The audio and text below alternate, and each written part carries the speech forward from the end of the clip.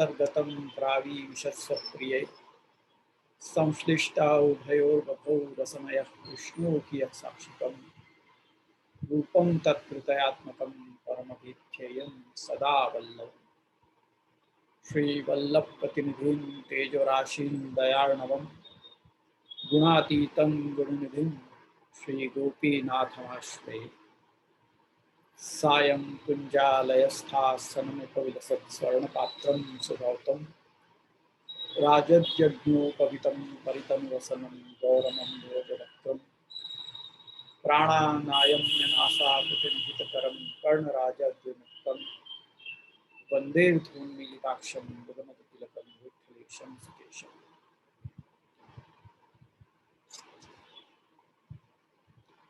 अभी आप सब लोगों को सबसे पहले तो मैं स्वागत कर लूं कि आज के या अध्ययन सत्र में आप सबों को स्वागत है और आई होप मेरी आवाज़ आप लोगों को बराबर आ रही है। अगर नहीं आ रही है तो मेरे को आप जरा बता दो तो मैं कुछ करूं यहाँ पे, या तो फिर माइक लगा लो। आ रही आवाज़ सही से? Am I Audible?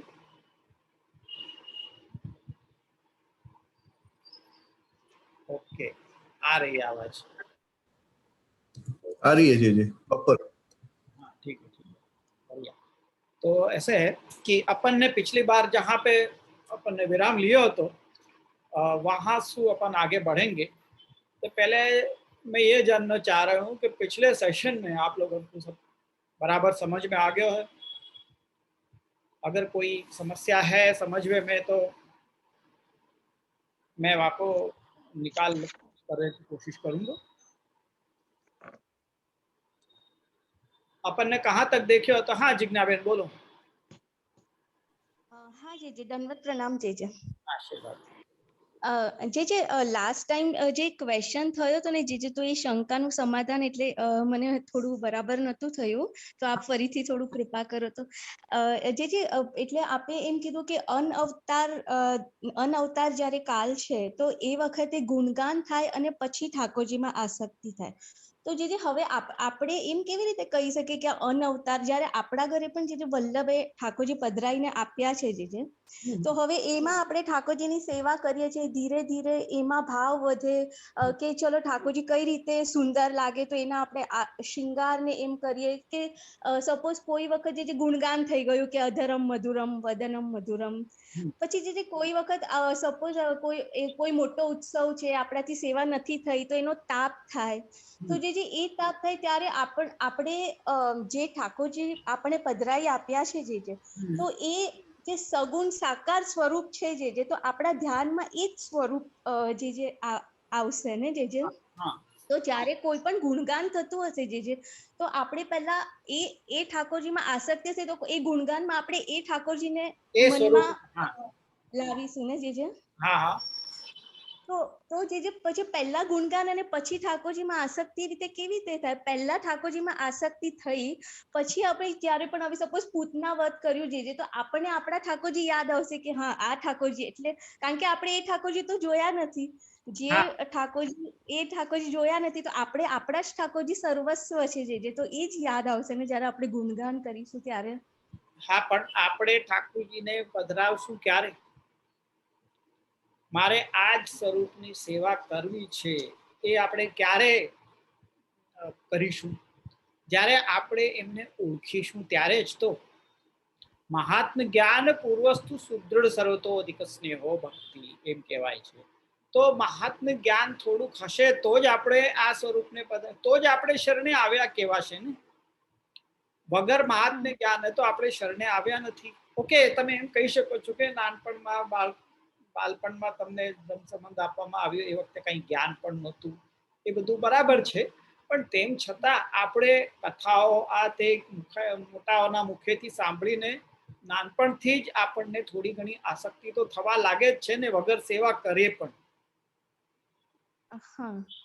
થાય છે કે નહીં? આપણે છોકરાઓને નાના બાળકોને આપણે કથા સાંભળાવીએ તો એમને ક્યાં હજી સેવામાં ભાવ આવ્યો છે, પણ એમને આ બધા ઠાકોરજીની લીલાઓ વગેરે સાંભળીને એમને મજા તો આવે છે ને, સારું તો લાગે છે ને કે આ કયા ભગવાને કરી, તો આ ભગવાને કરીને આપણે એમને બતાડીએ કે આ આપણા ઘરમાં ચિત્ર હોય કે પછી આ જે સ્વરૂપ આપણા ઘરમાં બિરાજતું હોય સેવ્ય સ્વરૂપ, એ બતાવીને કહીએ કે આ ભગવાને આવી રીતે કરી છે. એટલે એ તો સાંભળીને જ પછી એને આસક્તિ થાય, પછી એને મનમાં થાય કે હવે મારે એમની સેવા કરવી છે. પછી એ સેવા કરવા લાગે, પછી આ સ્વરૂપ સુરવા લાગે ધ્યાનમાં. એટલે ગુણગાન એ કન્વર્ટ્સ ઇન્ટુ સેવા અને સેવા કન્વર્ટ્સ ઇન્ટુ ગુણગાન. એટલે બંને જોઈએ ને. સેવા તમે પ્રારંભ જ ક્યારે કરશો? જ્યારે તમને એ સ્વરૂપમાં વિશ્વાસ હશે તો જ તમે મારે આ જ સ્વરૂપની સેવા કરવી છે, એટલે મારે શ્રી કૃષ્ણને જ સેવ્ય કરવા છે, એમ તમે ક્યારે કહેશો? જ્યારે તમે એમ જાણશો કે શ્રી કૃષ્ણ સર્વોત્તમ છે, પૂર્ણ પુરુષોત્તમ છે, એ જાણશો ત્યારે જ ને.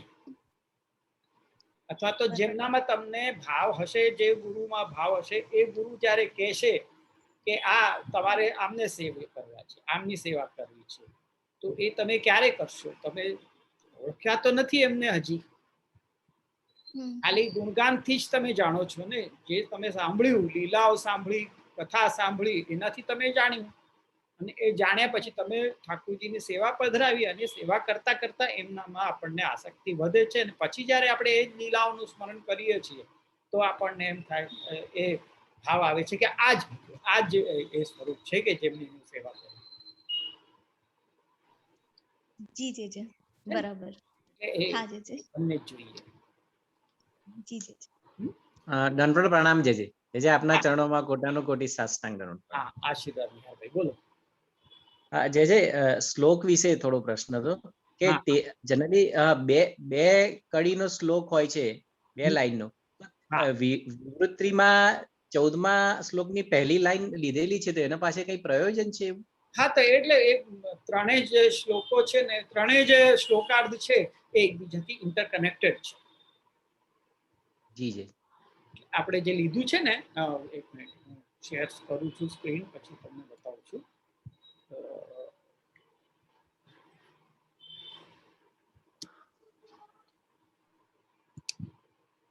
હા, તો અહીંયા આપણે લીધું છે ગુણેશુ આવિષ્ટ ચિત્તાનામ સર્વદા મુરવૈરિણ સંસાર વિરહ ક્લેશો ન સ્યાતામ હરિવત સુખમ તદા ભવેત દયાલુત્તમ અન્યથા ક્રૂરતા. એટલે આ તમે સંગતિ જુઓ એ બધાની. એટલે એ આ ગુણમાં આવિષ્ટ ચિત્ત થઈ જાય કોના?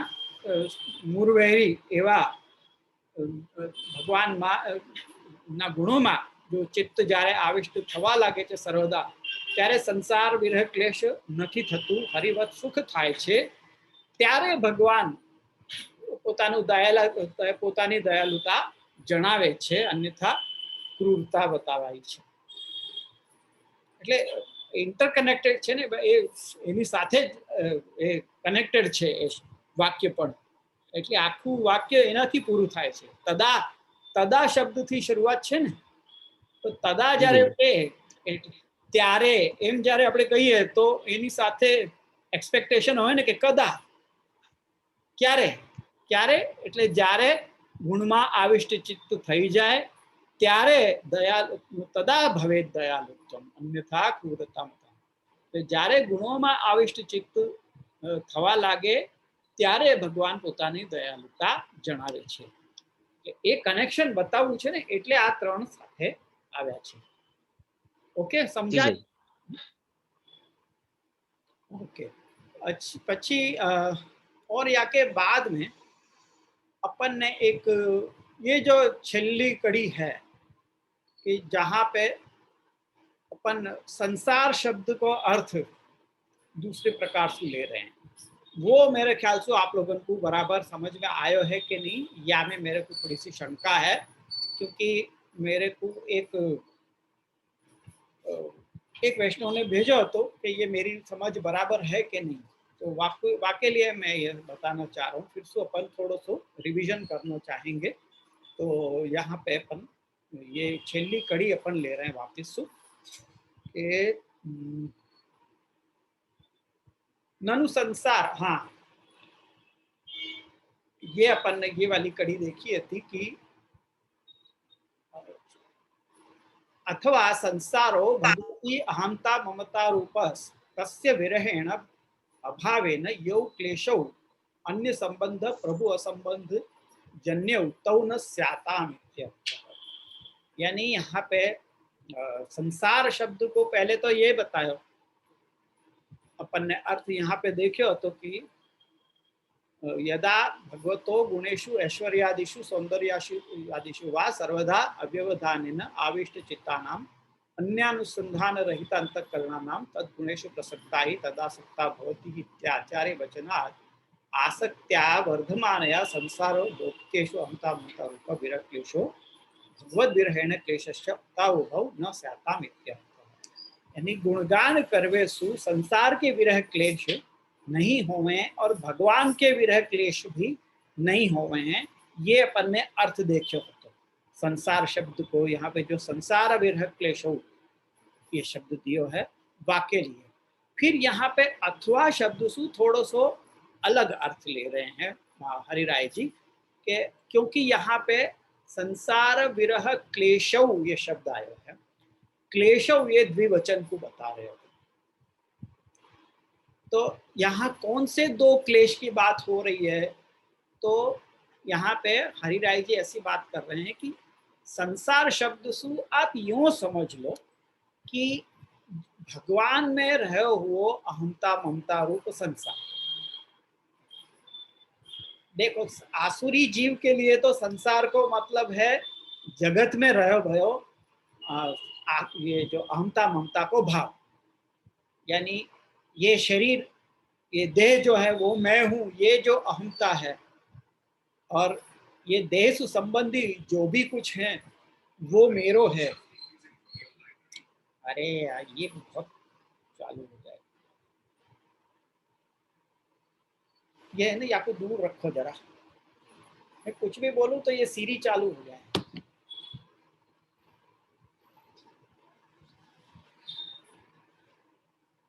ये टेक्नोलॉजी की ये बड़ी मुश्किल है कि अपन सीरी शब्द आया नहीं कि सीरी चालू हो जाए। ऐसी रीत कही ना मैंने, यासु वो सीरी शब्द के पकड़ लिया आईफोन में। तो मैं यहाँ कह रहा हूँ यहाँ पे अपन ये बात कर रहे हैं कि संसार जो है वो आसुरी जीवन के लिए तो संसार को अर्थ है ये देह और देह से संबंधी वस्तुएं, यानी कि अहंता और ममता जो जगत संबंधी है वो संसार है। पर अगर भगवत भक्त के संबंध में लें तो भगवत भक्त के लिए संसार तो भगवान में रहो भयो जो दास भाव है, और मतलब मैं भगवान को दास हूं ये अहंता, और मैं भगवान मेरे शरण स्थान है ये ममता। तो ये जो भगवत में रहो भयो अहंता ममता रूप संसार है ये है अलौकिक संसार। तो यहाँ पे क्या कह रहे हैं कि अथवा संसारो भगवती अहंता ममता रूपस तस्य विरहेण अभावेन यौ क्लेश।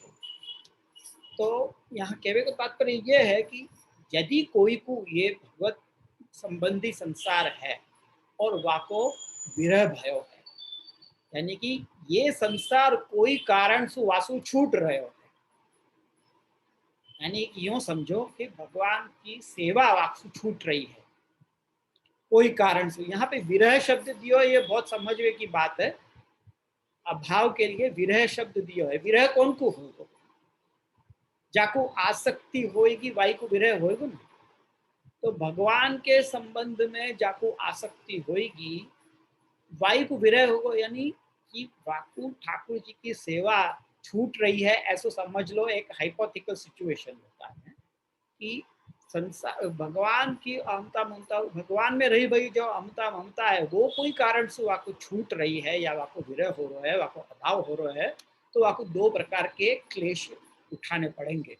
वो क्या होंगे क्लेश के, अन्य संबंध होंगे, भगवान से इतर जागतिक पदार्थन को संबंध होना और प्रभु को संबंध नहीं होना, ये दो क्लेश होंगे। दो प्रकार के दुख उठाने पड़ेंगे। एक तो प्रभु को संबंध नहीं हो पा रहा है, प्रभु से संबंध जुड़ नहीं पा रहा है, ये बात को वाको दुख होगा। और दूसरो वो संबंध जुड़ रो है जागतिक पदार्थों से, लौकिक सु आको संबंध जुड़ रो है। तो ये दोनों क्लेश वाकू उठाने पड़ेंगे। कौन को? जाको भगवान में ही आसक्ति है, भगवान में ही जाको संसार है, जाको अलौकिक संसार मन में है, वाकू अगर कोई कारण से प्रारब्ध के वश ये छूट रहे है तो वाकू ये दो प्रकार के क्लेश होंगे। तो ऐसे में आपको क्या करना चाहिए? तो कह रहे हैं कि गुणेशु आविष्ट चित्तत्वे सर्वथा भगवत विषयक संसार उत्पत्ते है अन्य संबंधा भावाच ननु संसार। ये तो फिर वाको गुण में आविष्ट चित्त कर लेना चाहिए अपनो।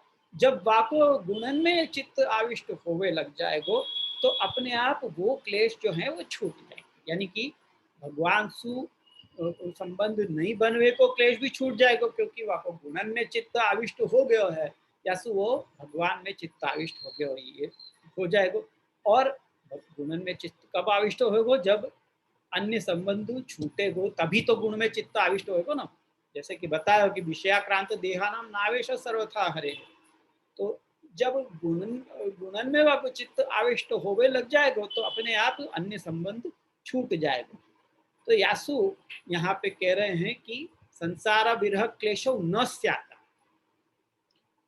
जब गुण में आविष्ट चित्त होवे लग जाएगा भगवान के गुणन में, तो वाकु ये जो भगवत संबंधी संसार के विरह को क्लेश के दो प्रकार के जो क्लेश हो रहे हैं वो वाकु नहीं हो।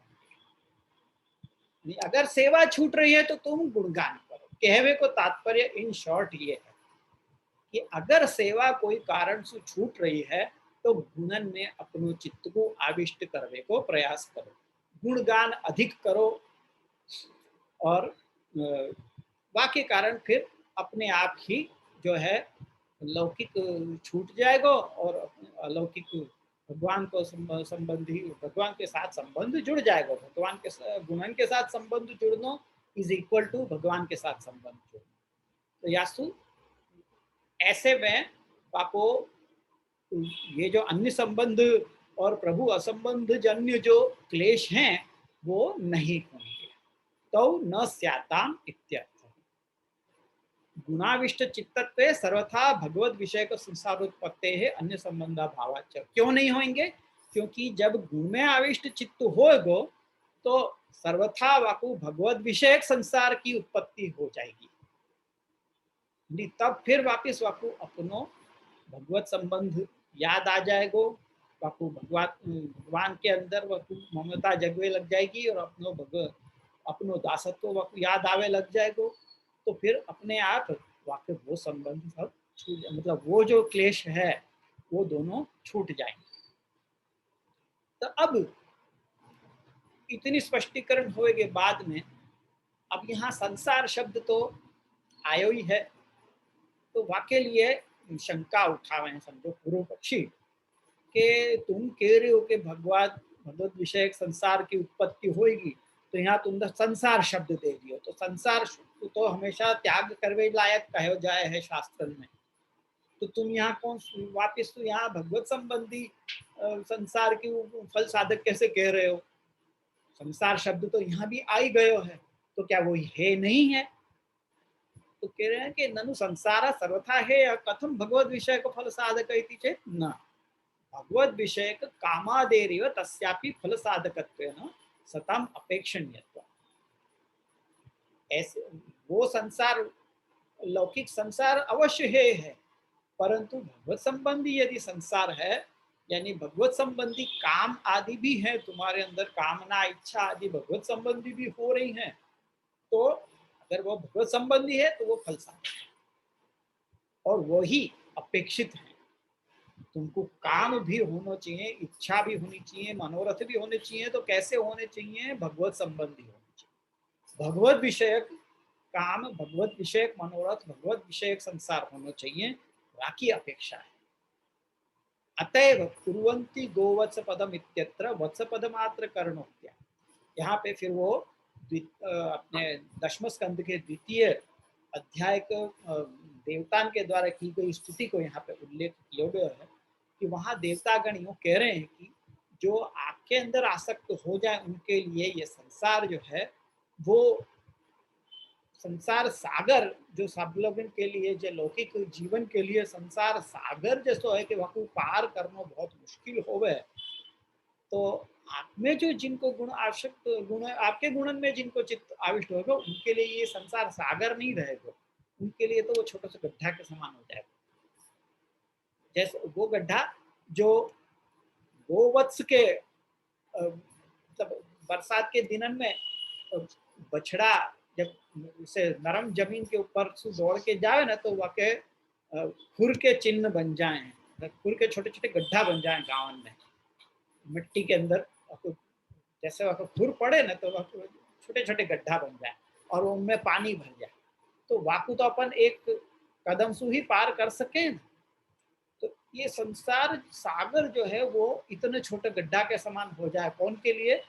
वो जिनको मन जिनको चित्त आपके गुणन में आविष्ट है, ऐसो देवतागण भगवान की प्रार्थना कर रहे हैं। तो मतलब उनकी स्तुति कर रहे हैं, हमें ऐसा कह रहे हैं। तो वही बात यहाँ पे उल्लेख की गई है कि कुर्वन्ति गोवत्स पदम इत्यत्र वत्स पदमात्र कर्णोक्त्या अहम एतद् दासो अयम मम स्वामी इति एतावान संसार स्थापितो भवति। तो या प्रकार से जो भगवान के गुणन में जिनको चित्त आविष्ट है वाके लिए ये एक अलौकिक संसार उत्पन्न हो जाए है, जहाँ में वो मैं इनको दास हूँ, ये मेरे स्वामी है, ये प्रकार को वाको बाकी अहमता ममता बन जाए। तो की निरूपितम आचार्य, ये बात वहाँ आचार्य चरण ने निरूपित की है कि भगवान में जिनको चित्त आविष्ट होवे उनके लिए ऐसो ये अलौकिक संसार उत्पन्न हो जाए। गुणाविष्ट चित्तत्वे अनिष्ट निवृत्तिरेव न किंतु इष्ट प्राप्तिरपि। अब ये हरिवत सुखम शब्द को यहाँ पे विवेचन करते हुए हरिराय जी आज्ञा कर रहे हैं कि जिनको गुण में आविष्ट चित्त हो जाए है उनकी न केवल अनिष्ट की निवृत्ति हो गए है, यानी अनिश्चित पदार्थ को एलिमिनेशन केवल उतना ही नहीं हो गए है पर इच्छित पदार्थ की प्राप्ति भी हो गए है, इष्ट प्राप्ति भी हो गए है। और वो इष्ट प्राप्ति क्या है?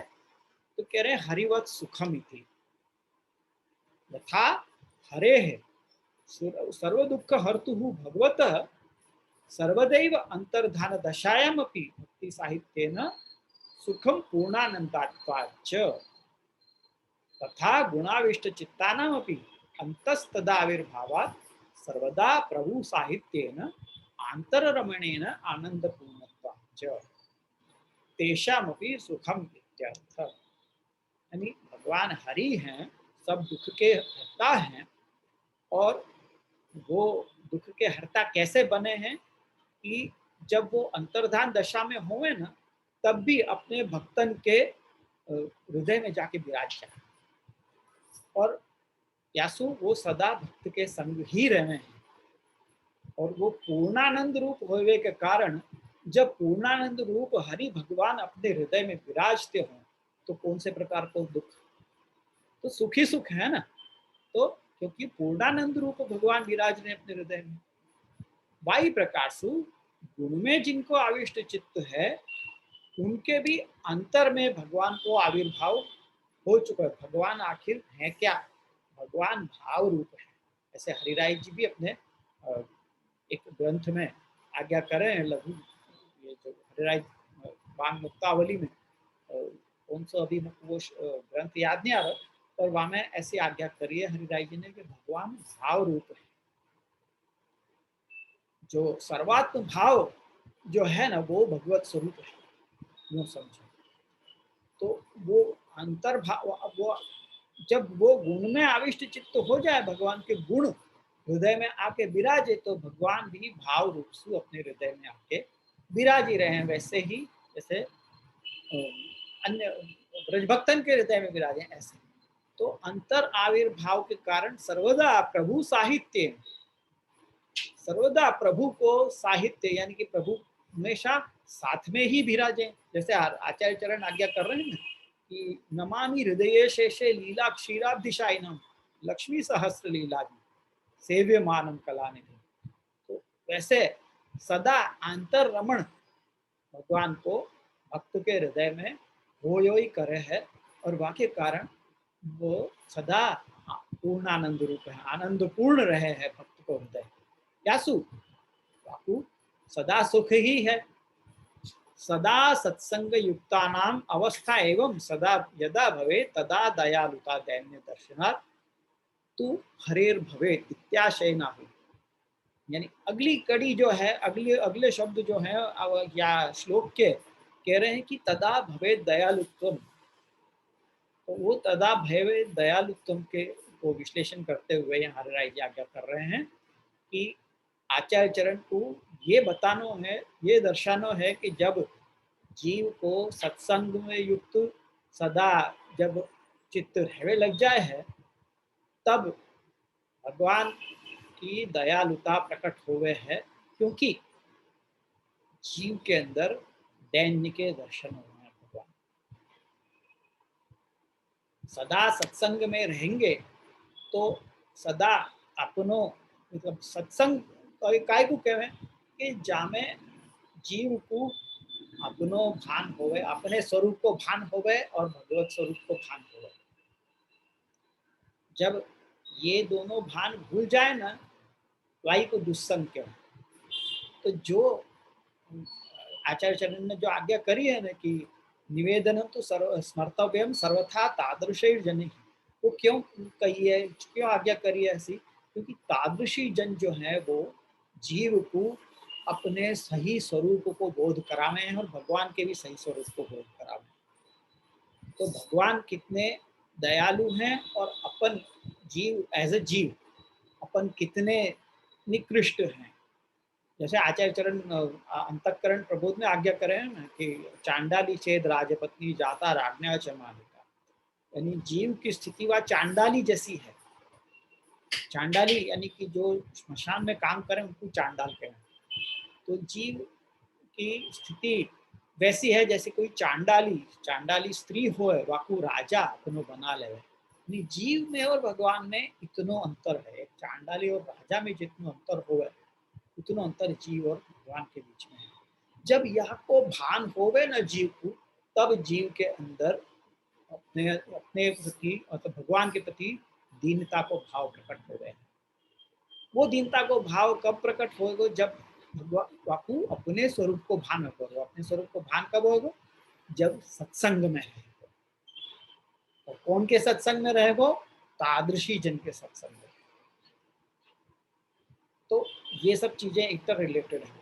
तो जब सत्संग युक्त अवस्था या तरह की होगी, तब दयालुता दैन्य दर्शन के कारण भगवान की प्रकट होगी। यानी सत्संग वो ही काम को है जामे जीव को अपने परिस्थिति को बोध हो गए, जामे अपने मैं कितनो साधनहीन हूँ ये बात को बोध हो गया। सत्संग वाकु कहा जाएगा। जो आपको ये बतावे कि ओ हो आप तो कितने बढ़िया सेवा करो, आप तो कैसे सुंदर कीर्तन करो, अरे तमे तो कितना सुंदर वस्त्रों सिद्ध करो छो, केवी सामग्री करो छो, ऐसे सब बड़ाइयां आदि कर करके तुमको जो ऊंचे चढ़ावे ना, वो दुस्संग मान लो, क्योंकि वो तुम्हारे अंदर अहंता ममता सांसारिक लौकिक अहंता ममता बढ़ा रहे।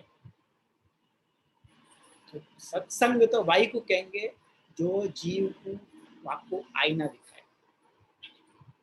आईना देखना अपने को अच्छा नहीं लगेगा, क्योंकि वो अपने को सच्चाई बतावे।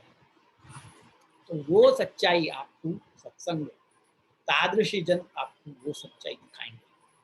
तो जब वैसी सच्चाई दिखेगी तब जाके अपने अंदर दीनता को भाव प्रकट होगा, और जब दीनता को भाव प्रकट होगा तदा भवे दयालुत्वम, तब भगवान की दयालुता प्रकट होगी।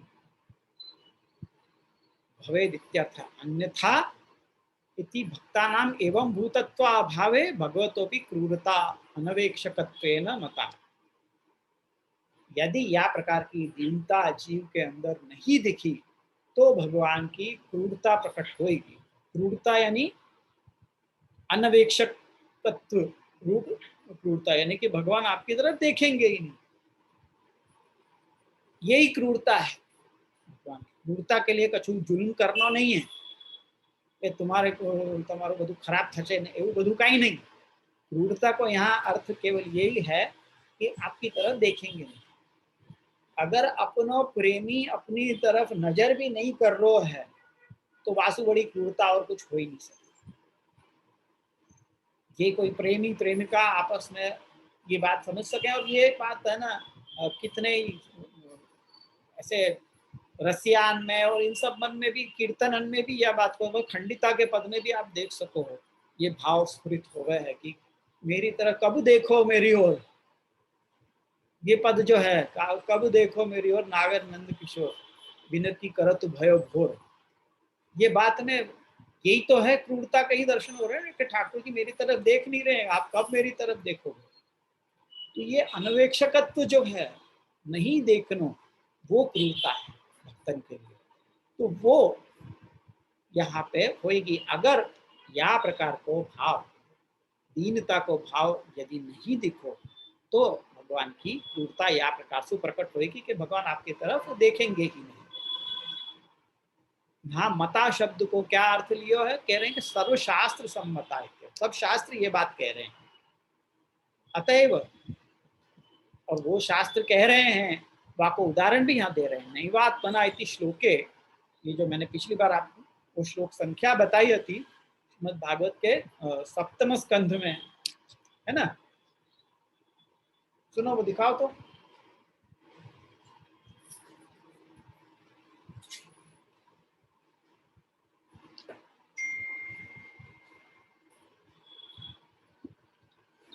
नैवात मनी,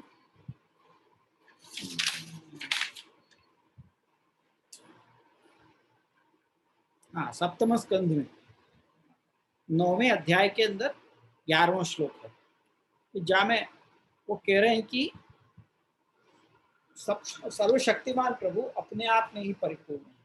भगवान स्वयं परिपूर्ण है, आपको कछु की आवश्यकता नहीं है. यदि विद्वज्जन आपको सम्मान दे रहे हैं तो वहां की कोई आवश्यकता नहीं है भगवान को. भगवान को तो करुणासु किंकर निवेदित अनुग्रहत्वामुच्यते श्री भागवते. यानी किंकर यदि करुणासु निवेदित कर रहे हैं, कोई अपने दीनता के साथ अगर कछु निवेदित कर रहे हैं, जैसे मैंने पिछली बार पद्मनाभ दास के बात बताई थी कि वो इतने निष्किंचन थे कि उनके पास कछु नहीं है तो ठाकुर जी मथुराधीश की सेवा उनके माथे बिराज रही थी. उनके पास कछु नहीं है तो ठाकुर जी को धरवे के लिए तो वो बस छोला ही सब समय में धर देते थे कि यही आपको राजभोग गई हो करके ये अलग अलग सामग्री के नाम लेके और वो छोला ही धर समर्पित कर देते थे. तो ठाकुर जी को कुछ आवश्यकता थोड़ी होती बाकी, पर क्योंकि वो प्रेम से ठाकुर जी को धरते थे, ऐसे ठाकुर जी वाकू स्वीकार करते थे, ठाकुर जी को वाई की ललक रहती थी. तो विद्वज्जनोपहृत माना ग्रहितु, मतलब विद्वज्जन कोई भगवान के कोई विद्वज्जन की जरूरत नहीं है. कोई बहुत, जैसे वहां में कही है ना श्रुति में कि नायमात्मा प्रवचने न लभ्यो न मेधया न बहुना श्रुते. ऐसे सब बहुत बुद्धि है, बहुत बुद्धिमान है या माने बहुत ज्ञान प्राप्त कियो है, तो ऐसे के मान की भगवान को जरूरत नहीं है यदि आपके अंदर भक्ति नहीं है तो. अगर तुम्हारे पास ज्ञान है पर भक्ति नहीं है, आचार्य चरण में आज्ञा कर रहे हैं शास्त्रार्थ प्रकरण में, अयमेव महामोहो ही इदमेव तरणम. क्या है वो श्लोक, इदमेव तरणम यत् कृष्णम न भजते प्राज्ञा.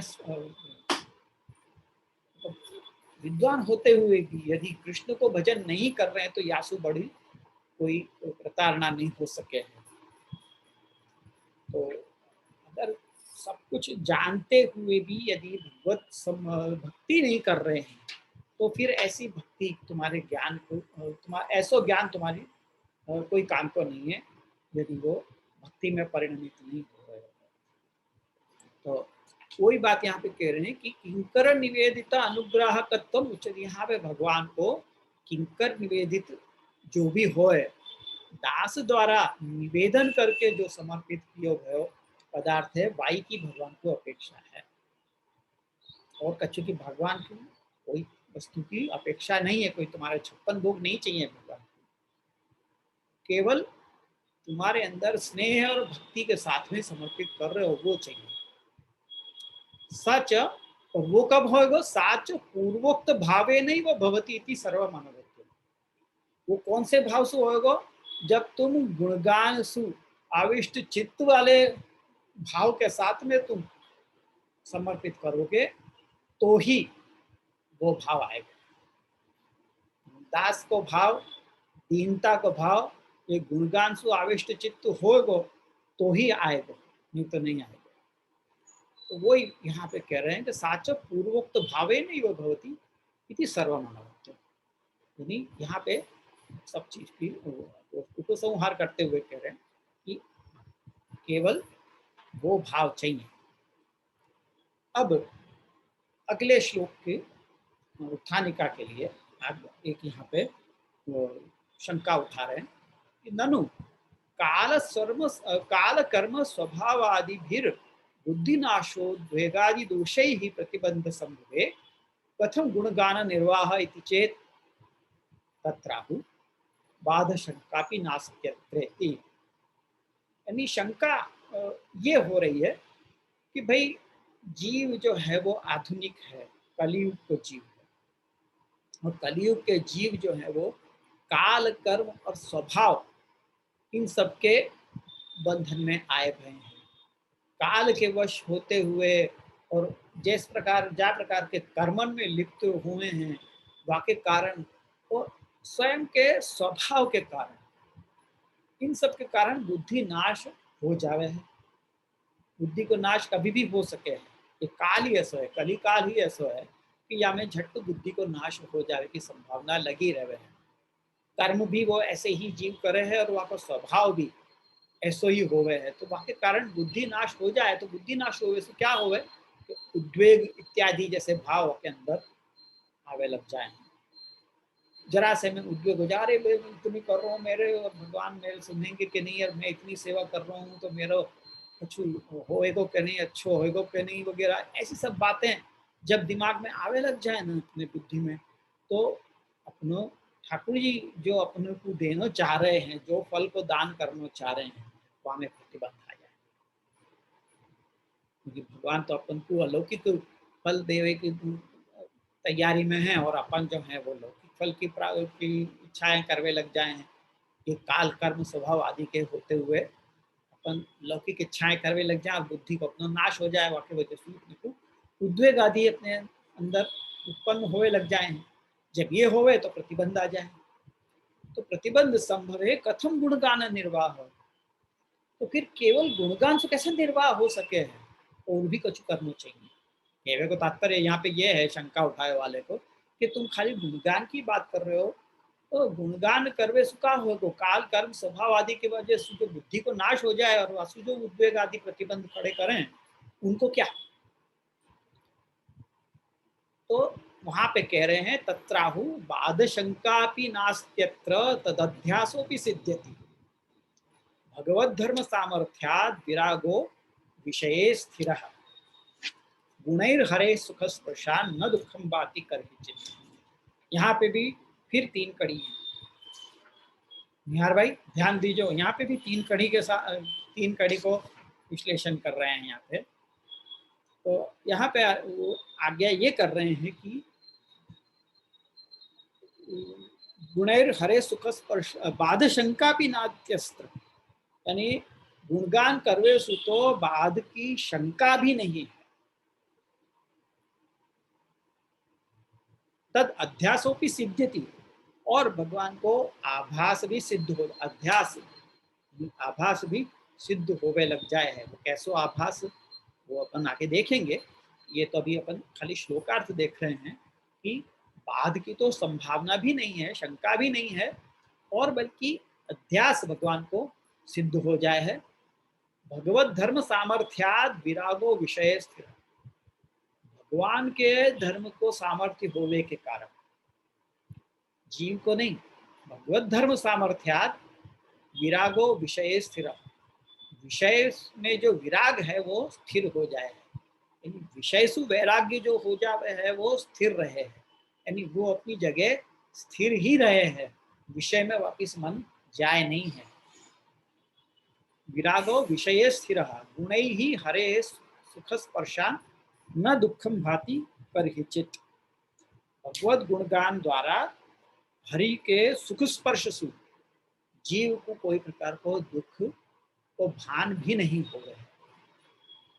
ये श्लोक को अर्थ है कि जो बाद की बात करी तो बाद की तो शंका भी नहीं है, और बल्कि भगवान को अध्यास सिद्ध हो जाए है, और भगवान के धर्म के सामर्थ्य के चलते हुए विषय में जो विराग है वो स्थिर रहे है, और भगवान के गुणन सुख स्पर्श के कारण जीव को दुख को कोई भान नहीं हो रहा है। ये पूरा अपने को आश्वासन दे रहे हैं कि जो प्रतिबंध की बात कर रहे हैं वो प्रतिबंध यहाँ पे नहीं हो सके अगर गुणगान सही तरह से चलते रहे तो। अत्र गुणगाने कालादि बाध शंकैव न, यहाँ पे कह रहे हैं कि गुणगान में कालादि बाद की तो शंका ही नहीं है। यतो भगवते उक्तम श्री भागवते न कर्हिचित मत्परा शांत रूपे नंक्षति नो निमिषो लेढ़िहेति। ये तृतीय स्कंद को वाक्य है जहां पे कह रहे हैं कि मेरे पर जो जीव हैं न कर्हिचित मत्परा, मैं कैसा हूं, शांत हूं, तो मेरे शांत रूप में जिनको चित्त तत्पर है उनको कभी नाश नहीं हो गए है। नो निमिषो लेढ़ी हेती रीति, तो कभी भी दूसरी जगह पे चित्त जावे नहीं है। जो मेरे में मत पर हो जाए हैं, भगवत पर हो जाए हैं, उनको चित्त फिर दूसरी जगह जाए नहीं है। अन्यत्रापि आयुर्हरति वै पुंसाम उद्यन्नस्त मयन्नसौ तस्यर्थे यक्षणो नीतः उत्तम श्लोक वार्तया। ये भी आपको उनसे स्कंध में है।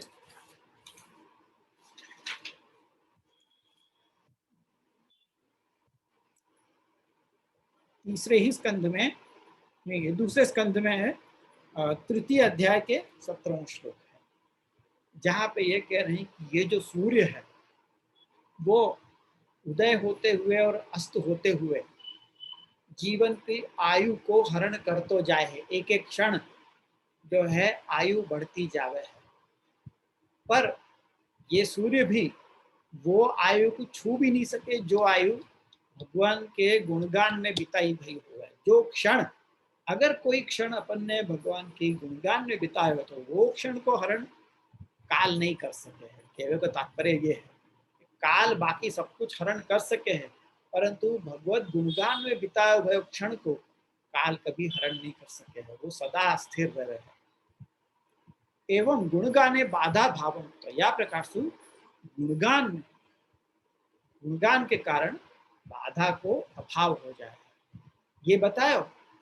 इति उक्त्वा सर्वत्र तदवभास रूपम प्रत्युत साधकम धर्म, यानी बाधा तो नहीं आवे है, काल आदि की कोई बाधा तो नहीं ही आवे है, और बल्कि साधकता या में यह बात की हो जाए है कि भक्त को जो सतत गुणगान करते रहे ना, तो बापू भगवान को आभास सर्वत्र होने लग जाए। बापू सब जगह भगवान दिखवे लग जाए। जहाँ कहीं जहाँ भी वो नजर डाले, जैसे भगवान आचार्य कि अपने रासपंचाध्याय में है, भगवान जब अंतर्धान हो गए तो गोपी जनन को ठाकुर जी के ही दर्शन कण कण में होवे लग गए। अरे ये यहाँ पे तो नहीं है, यहाँ पे तो नहीं है, यूँ करके हर एक जगह पे हर जगह उनको भगवान के ही दर्शन होवे लग जाए। तो अवभास होवे लग जाए, वो आभास कहना, अवभास कहना या अध्यास, जो भी कहना चाहो वो होवे लग जाए। तो वो बता रहे हैं तदध्यासोपि सिद्ध्यति, इन शब्द के द्वारा।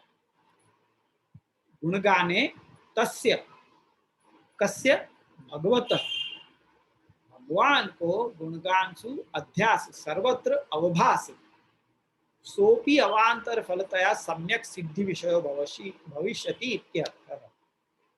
यानी कि जब तक भगवान सन्मुख प्रकट नहीं हो रहे हैं तब तक के लिए, फॉर उतने समय के लिए अवान्तर फल के रूप में भगवान को आभास सिद्ध हो जाए, ये एक प्रकार की सिद्धि है। ये अलौकिक सिद्धि है कि जहाँ जीव को भगवान को आभास सब जगह पे सर्वत्र होवे लग जाए। जैसे वो गीत है ना, जरा सी आहट होती है तो दिल सोचता है कहीं ये वो तो नहीं।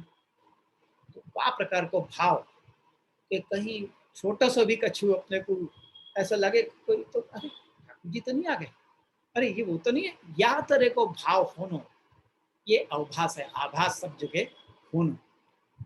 तो अध्यास पदम, अब यहाँ पे आगे को जो विषय है ना, अगली 4-5 कड़ियां वो थोड़ी सी समझ में जैसी हैं, तो आप ध्यान से सुनियो यह बात को।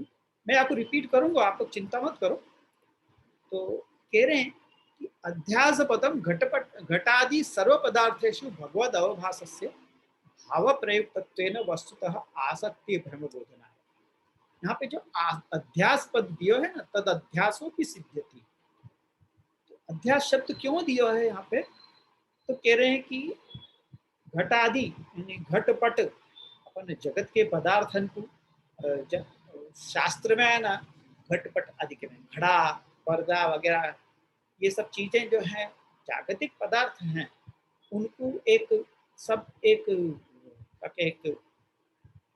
कॉमन नाम दिया गया है सभी जागतिक पदार्थन के लिए, घटपट यूँ कह रहे हैं। घटपट जब कह दे तो यूँ समझ लो कि सभी जागतिक पदार्थ, लौकिक पदार्थ। तो ये घटपट घटादि सर्व पदार्थेषु भगवद अवभास, इन सब पदार्थन में भगवान को अवभास होना, यानी भाव प्रयुक्त भगवद अवभास से भाव प्रयुक्त, यानी उन सब में भगवान को भाव होवे लग जाना, ये आसक्ति भ्रम बतावे के लिए यहाँ पे अध्यास पद दियो। आसक्ति भ्रम, अब तुम पूछोगे कि क्या होवे, कि एक व्यक्ति को जब दूसरे व्यक्ति में आसक्ति हो जाए है, तब ये एक व्यक्ति को दुनिया मतलब सब पदार्थ में वाको भास होवे लग जाए। यानी आसक्ति जब हो जाए ना कोई दूसरे व्यक्ति के विषय में, तो वह पहले व्यक्ति को वह दूसरे व्यक्ति को आभास सब जगह होवे लग जाए, या को आसक्ति भ्रम कहना है। ये आसक्ति भ्रम कब हो, जब आसक्ति इतनी अधिक बढ़ जाए है कि सब चीज में आपको अपनो प्रेम पदार्थ, प्रेम पात्र ही दिखाई देने लग जाए है। ऐसे शायरी में और फिल्मी गाना में भी आप ये भाव देख सको कि मैं जहाँ रहूं, मैं कहीं भी रहूं, तेरी याद साथ है वगैरह, या तरह के जो भाव आप शायरी में आप देखो, वो क्या है, वो आसक्ति भ्रम कि मैं कहीं पे भी रहूं मोकू तुम्हारा आभास हो है, ये मेरा आसक्ति भ्रम है। वास्तव में वो व्यक्ति वहां नहीं है, पर आपको आभास होना, ये आसक्ति भ्रम। तो ये भगवान को या प्रकार से आसक्ति भ्रम होवे लग जानो, या के लिए अध्यास पद दियो गया। अन्यथा घटादे है पुरुषोत्तम अभिन्नत्वम स्यात् न ही घटादि ही साक्षात तदभिन्न किंतु परंपरा है। अगर ये आसक्ति भ्रम बोधन के लिए ये अध्यास पद यहाँ नहीं दियो होते, तो घट आदि पदार्थ जो है, तो आप यूँ कहोगे कि ये सब सर्वम खलु इदम ब्रह्म जब कह रहे हैं, तो घट आदि पदार्थ में भी भगवान तो है ही ना, तो वहां में ये क्यों कह रहे हो कि आसक्ति भ्रम? पुरुषोत्तम सु अभिन्नता तो है ही ना। तो वो तो वाके लिए जवाब दे रहे हैं कि आसक्ति भ्रम, हम यासु कह रहे हैं कि घटादि साक्षात घटादि पदार्थ जो हैं वो उनमें पुरुषोत्तमत्व नहीं है साक्षात। जगत के जो घटादि पदार्थ हैं, लौकिक पदार्थ हैं, जागतिक पदार्थ जो हैं, वो साक्षात कोई पुरुषोत्तम से उनको संबंध नहीं है, उनको परंपरा से संबंध है। वो कैसे कि ये जो हैं जागतिक पदार्थ जो हैं, इनको संबंध अक्षर ब्रह्म के साथ है साक्षात। और अक्षर ब्रह्म को संबंध भगवान के साथ है, पुरुषोत्तम के साथ है। तो यासु उन दोनों के बीच में, जागतिक पदार्थ और पुरुषोत्तम के बीच में अक्षर ब्रह्म है। जागतिक पदार्थ सीधे सीधे पुरुषोत्तम से संबंधित नहीं है, अक्षर ब्रह्म से संबंधित है। असु अक्षरात्मकतया तद द्वारा तथा, मतलब उनको संबंध जागतिक पदार्थन को पुरुषोत्तम के साथ में परंपरा से है, बीच में अक्षर ब्रह्म के माध्यम से उनको संबंध पुरुषोत्तम के साथ है, सीधो सीधो नहीं है। अन्यथा तावत धर्म विशिष्टत्वम तेषु अपि अभिदध्यात्, कि नहीं तो पुरुषोत्तम के जो सारे धर्म हैं वो सारे के सारे जागतिक पदार्थन में भी मान लेने पड़ेंगे। अगर अपन साक्षात संबंध मान लेंगे जागतिक पदार्थन को पुरुषोत्तम के साथ में, तो या का मतलब तो ये होगा कि पुरुषोत्तम के जो भी धर्म है वो सारे धर्म जगत के पदार्थन में है। अब फिर प्रश्न करने वाले आप लोगों के भी दिमाग में कोई ना कोई के तो ये प्रश्न आयो है कि ननु उच्यन्ते एव ब्रह्म धर्मः सच्चिदानंदस्तेषु इति चेत, तो वहां पे गलत क्या है? अगर अपन यो मान रहे हैं कि जगत के सब पदार्थन में भगवान पुरुषोत्तम के धर्म हैं, तो हमें गलत क्या है? कहना ही है ना कि सच्चिदानंद सब में है, भगवान में जो सच्चित और आनंद धर्म है वो जगत में भी है, प्रकट रूप से है या अप्रकट रूप से है, तिरोधान हो गया है पर है। जैसे जीव के अंदर सत पदार्थ है, आनंद को तिरोधान है, अंतर्यामी के अंदर सत चित्त और आनंद तीनों है। जीव के अंदर सत और चित्त है और जड़ के अंदर सत पदार्थ सत धर्म है। यसु सच्चित आनंद ये तीनों धर्म जो हैं वो जगत के अंदर हैं, तो वही पुरुषोत्तम के अंदर भी है, तो सीधो संबंध तो है ही। तुम कैसे कह सको कि सीधा संबंध नहीं है? अगर ऐसे कोई कहे तो वाक्य जवाब दे रहे हैं, इति चेत अक्षरगतानामेव तेषां तद्वृत्तितया व्यपदिश्यमानत्वात्। वो सारे सच्चिदानंद जो जगत के अंदर जो दिख रहे हैं ना, वो सारे धर्म तो अक्षर से संबंधित है, अक्षर ब्रह्म से संबंधित है, न कि पुरुषोत्तम से संबंधित है। पुरुषोत्तम संबंधी सच्चिदानंद अलग है और जगत के भीतर जो रहे हुए सच्चिदानंद है वो तो अक्षर ब्रह्म से संबंधित है, पुरुषोत्तम से संबंधित नहीं है। या के ऊपर और अपन विश्लेषण करेंगे और या को अच्छी तरह से समझेंगे अगले शनिवार। अभी उतना डिटेल में जावे को अपने पास अभी समय नहीं है, अभी अपना समय पूरा हो रहा है। जैसे आज अपन यहाँ पे रखें और यहाँ को आगे बढ़ाएंगे अपन अगले शनिवार, ठीक है? खाली इतना समझ लो कि जागतिक पदार्थन को जो धर्म है सच्चिदानंद, वो पुरुषोत्तम में रहे भय सच्चिदानंद से अलग है। अक्षर ब्रह्म में रहे भय सच्चिदानंद और पुरुषोत्तम में रहे भय सच्चिदानंद गुण, ये दोनों अलग हैं। बस इतना अभी के लिए समझ लो, बाकी बाद अगले शनिवार को अपन या को विश्लेषण अच्छी तरह से समझेंगे हरिराय जी की कृपा से। तो आज अपन यहाँ रखें और आश्रय को बदले में, या फिर आगे अभी अगर आपको कोई प्रश्न है तो वो कर लें, उसके बाद अपन आश्रय को बदले। धन्यवाद, प्रणाम जे जे। हाँ बोलो Ketki ben, I would like to see your face also, जो लोग प्रश्न उनके मुंह दिखने चाहिए तो मैं रिलेट कर सकूं। जी जी जी जी जी सॉरी, ख्याल बार गयो વિડિયો ચાલુ કરવાનો। જે બે પ્રશ્ન હતા, एक्चुअली આભાસ અને આભાસ ભ્રમ, એમાં હજી થોડું સમજવામાં કાચી પડી છે। આભાસ ભ્રમ નહીં, આસક્તિ ભ્રમ। આસક્તિ ભ્રમ, अच्छा। आसक्ति भ्रम इज इक्वल टू आभास। भ्रम एंड आभास आर सेम। अच्छा, तो आसक्ति के कारण जो भ्रम हो रहा है उसको ही अध्यास यहाँ कहा गया है। आसक्ति है इसलिए आपको आभास हो रहा है, उसी को अध्यास के रूप में यहाँ पे कहा गया है। तद अध्यासों की सिद्धति, यहाँ में जो अध्यास शब्द दिया गया है वो आसक्ति भ्रम को बतावे के लिए है। यानी गुणगान करवेशु, मेरी बात पूरी सुन लो, कि गुणगान करवेशु जो आसक्ति निर्मित होवे है जीव के हृदय में, वह आसक्ति के चलते वाकु भगवान को आभास सर्वत्र होवे लग जाए है। यही को अध्यास कहते हैं। तद अध्यासोपि सिद्ध्यति, यानी गुणगान करवेशु बाधा की जो तुम बात कर रहे हो, वो बाधा तो शंका ही नहीं है, और बल्कि हम कह रहे हैं कि वाकु आसक्ति भ्रम हो जाए है, वाकु अध्यास हो जाए है, वाकु सर्वत्र भगवान को आभास होवे लग जाए।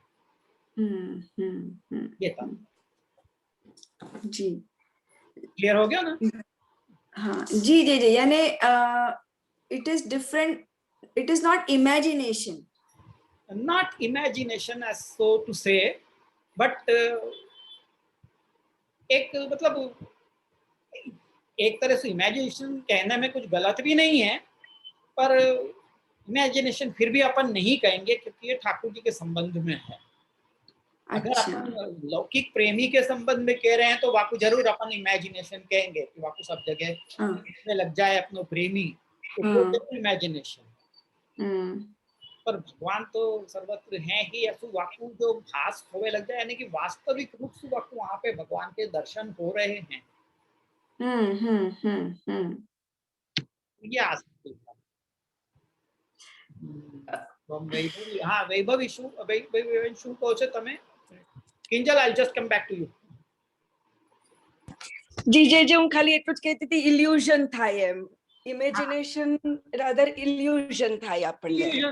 ઇલ્યુઝન ઇઝ અગેન પાછું એક નેગેટિવ ટર્મ હોઈ શકે છે ભગવાનના સંબંધ, એટલે જેમ મેં કહ્યું કે પોતાના લૌકિક પ્રેમી છે એના સંબંધમાં જરૂર ઇલ્યુઝન કહી શકાય છે, પણ ભગવાનના સંબંધમાં આપણે એને એ નેગેટિવ વેમાં નથી સમજવું. ઇલ્યુઝન છે ખરું, પણ it's not like in a negative way. જી જી જી જી. ઓકે કિંજલ, તમે બોલો. જે દંડવત પ્રણામ. હા, કિંજલ બોલું છું. મારો કેમેરો ખબર નથી, ઓન નથી થઈ શકતો. અચ્છા અચ્છા. મારો પ્રશ્ન એ હતો કે જે છેલ્લી લાઈનમાં આપશ્રીએ જે સમજાવ્યું કે ઘટ જે પદાર્થો છે એની અંદર તમે અક્ષર બ્રહ્મ સાથે રિલેટ છે ને અક્ષર બ્રહ્મ એ પૂર્ણ પુરુષોત્તમ સાથે રિલેટ છે, એવું આપશ્રીએ જે છેલ્લી લાઈનમાં સમજાવ્યું, તો એમાં શું આપણે એવું વિચારી શકીએ કે ઘટ પદાર્થો એટલે કે જે નરસિંહ અવતાર હતો એની અંદર નરસિંહ ભગવાન અને સ્તંભમાંથી જે પ્રગટ થયા, એટલે નરસિંહ ભગવાનનું જે સ્વરૂપ હતું એ પૂર્ણ પુરુષોત્તમ નતું, એ અક્ષર બ્રહ્મ હતું, એવું સમજી શકાય એના પરથી? વેલ, થોડું ટ્વિસ્ટેડ થશે એ એમ કહેવું, પણ એને અહીંયા રિલેટ કરવું એ યોગ્ય નહીં કહેવાશે, હું એમ કહીશ. બરાબર. એને અહીંયા રિલેટ ન કરી શકાય. જે આપણે અહીંયા જે આપણું ચાલી રહ્યું છે વિષય, એ વિષયમાં એની સાથે રિલેટ નહીં કરી શકાય એને. ઓફકોર્સ એ પણ ત્યાં પણ પુરુષોત્તમ જ છે અને બધા પદાર્થોમાં ભગવાન તો રહેલા જ છે, અને એટલે જ એ ત્યાં પ્રહલાદજીએ જે કહ્યું કે હા આની અંદર પણ છે, તો એ વાતને સત્ય કરવાને માટે એમાંથી પ્રકટ થયા જ છે, અને એટલે એ બંને જ છે. બરાબર. એટલે એને અહીંયા રિલેટ ન કરી શકાય. હા નિહારભાઈ, તમે શું કહો છો? હા જે એટલે ભગવત જે જીવ હોય એના જીવમાં જે પ્રતિબંધ આવતા એના વિશે જે પૂછવું હતું, તો કે એ જે પ્રતિબંધ આવતા હોય એ ભગવત પ્રતિબંધ હોય અથવા તો જીવના કર્મના લીધે આવતા હોય, તો જીવની એવું સામર્થ્ય છે કે જાણી શકે કે આ ઠાકોરજી કંઈક વિશેષ ફળ આપવા માંગતા હોય તો ભગવતકૃત કદાચ પ્રતિબંધ હોય, અથવા તો કર્મના લીધે આવતા હોય, તો એવું જાણી શકાય? જીવથી એવું સામર્થ્ય છે કે જાણી શકે? વેલ ઓફકોર્સ જીવમાં એ સામર્થ્ય નથી, પણ આઈ થિંક આ પ્રશ્ન ટોટલી અનરિલેટેડ છે આપણા કરંટ ટોપિકની સાથે. હા, એટલે એમાં પ્રતિબંધ હતું ને. હા, પ્રતિબંધની વાત આવી એટલે એ પાછું તમે આમાં જતા રહ્યા સેવા ફલમાં. હોય છે. ઓકે. એ બધી ચર્ચા સેવાફલ ગ્રંથની અંદર આવેલી છે. જી જયજી. અહીંયા કહેવાનું તાત્પર્ય કેવળ એટલું જ છે કે જો કોઈ એમ સમજે કે કાલ કર્મ અને સ્વભાવના કારણે જે ઉદ્વેગ આદિ પ્રતિબંધો આપણને નડતા હોય છે, તો એ શું ખાલી ગુણગાન કરવાથી જતા રહેશે કે ખાલી ગુણગાન કરવાથી શું થાય, એમ પ્રશ્ન કરતાનો પ્રશ્ન છે. તો જેના ઉત્તરમાં આ વાક્યો કહ્યા છે આચાર્ય. પ્રતિબંધ તમે જે વાત કરો છો એ પાછું જુદું ટોપિક થઈ જાય છે કે જે અન્ય સેવાફળની અંદર એને કવર કરેલું છે. જી જી. દંડવત પ્રણામ જી. આશીર્વાદ. તો કિંજલ એવું છે કે પેલું જે પ્રશ્ન છે કે નરસિંહ ભગવાન વાળું, તો એ અહીંયા રિલેટ નથી થતું. એ પણ કહેવાનું જી જી. અને જે આપશ્રીએ જે હમણાં સમજાવ્યું કે પદ્મનાભદાસજી જે છે એ છોલા ઠાકોરજીને ધરાવતા હતા, તો એ ગુણગાનથી આવિષ્ટ હતા ભગવાનના. તો એવું આપણે ભગવાનનું ગુણગાન કઈ પ્રકારે કરી શકાય કે જેથી પ્રભુ પ્રસન્ન થાય ને આપને પ્રમેય બળથી આપણને અંગીકાર કરે? તો આપશ્રી જ્યારે આઈ થિંક શ્લોક 12 માં એવું સમજાવેલું કે પ્રભુ એટલે ભાગવતજીનું લાઈક મનન કરીએ કે શ્રી સુબોધનીજીનું જે મહાપ્રભુજીનું છે કે ભગવત પરૈહી પેલાના એમાં કયું છે, જો કયું છે સદાનંદ પરેર ગયા, જે 9મા શ્લોકની અંદર કહ્યું છે ને. પ્રશ્ન છે કે કઈ પ્રકારે ગુણગાન કરવું, તો આ પ્રકારે કરવું, સદાનંદ પર થઈને. એટલે એ રીતે આચાર્ય ચરણોએ સમજાવ્યું છે. પુષ્ટિમાર્ગીય એ પ્રમાણે જે વેદ માર્ગાનુસારી વગેરે જે છે એ રીતે જે સમજાવેલું છે એ એમના દ્વારા. એટલે અહીંયા શોર્ટમાં કહેવાનું તાત્પર્ય એ છે કે જે આ નવરત્ન ગ્રંથની અંદર આગળ છે કે તાદૃશી જન તદીયનો સંગ કરીએ, તદીયનો સંગ સાથે જે ગુણગાન કરે તો આ ફળની પ્રાપ્તિ થઈ શકે છે. જી જય જય. દંડવત પ્રણામ જયજી. આશીર્વાદ. ઓકે, બીજું હવે કોઈના પ્રશ્ન? બીજા કોઈ હેન્ડ રેસ દેખાતા નથી, તો આપણે આજે અહીંયા રાખીએ અને આશ્રયનું પદ લઈએ. શ્રી વલ્લભ પ્રભુ કરુણા સાગર જગત ઉજાગર ગાઈ, श्री वल्लभ के चरण कमल की बलि बलि बलि बलि जाइए, वल्लभी सृष्टि समाज सब मिले जीवन को फल पाइए, श्री वल्लभ गुण गाइए याहि ते रसिक कहाइए, श्री वल्लभ प्रभु करुणा सागर जगत उजागर गाइए. आओ વિપુલભાઈ, દર્શન આપ્યા, બહુ સારું લાગ્યું.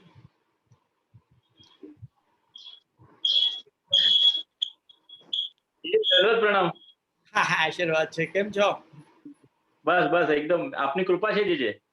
સરસ સરસ. દંડવત પ્રણામ જયજી. આશીર્વાદ આશીર્વાદ. હવે આપણે પ્રણામ.